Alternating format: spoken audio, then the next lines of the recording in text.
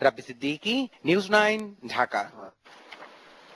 নৌরুটে যাত্রীদের হয়রানি কমাতে 1 মে থেকে অনলাইনে পাওয়া যাবে বিআইডব্লিউটি এর লঞ্চের টিকিট, জানিয়েছেন নৌপরিবহন মন্ত্রী শাহজাহান খান।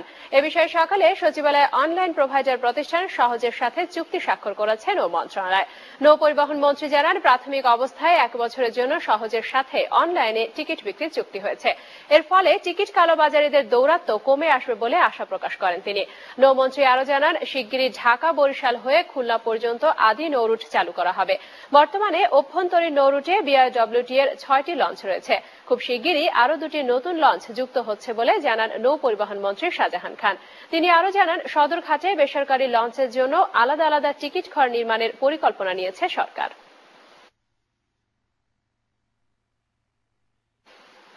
নিউজ 9 এ নিচ্ছে আবার আপন জুয়েলার্স বিরতি, এরপর থাকছে